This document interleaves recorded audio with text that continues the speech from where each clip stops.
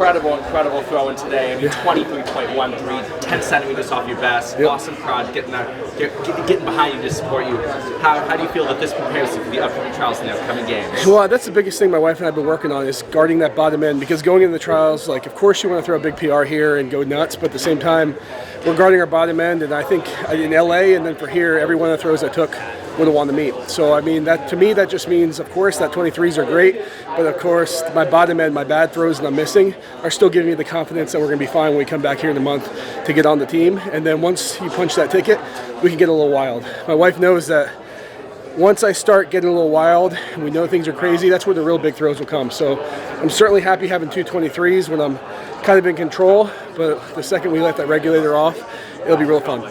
Is it 23-13 the kind of throw that hits the mulch in the backyard? No, that's not a mulch throw yet. We're getting there, yeah. That's not yet. I think if I did the mulch throw here, I'd be doing some landscaping in Hayward. So we had a good practice here earlier in the week where I got pretty close to that grass, but I'd love to come here in trials and put something in that grass. That would be pretty darn far, but it's a goal that I think I'm capable of doing.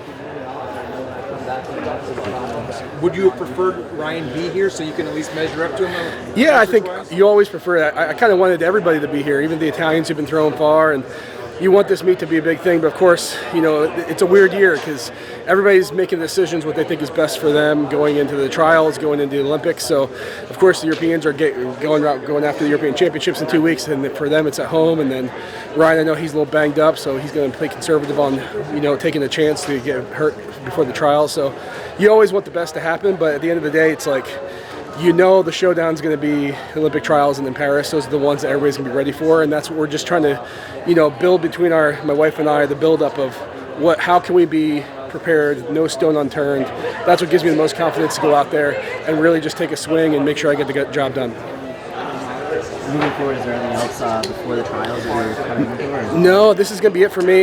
We originally were going to come out here with my kids, and we actually have an Airbnb all the way through trials this whole time, but we decided to keep them at home.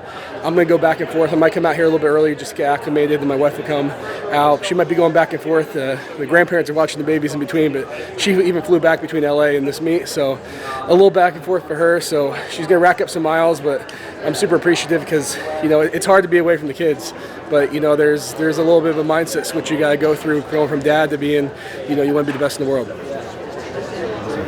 Appreciate it. Thank you, guys.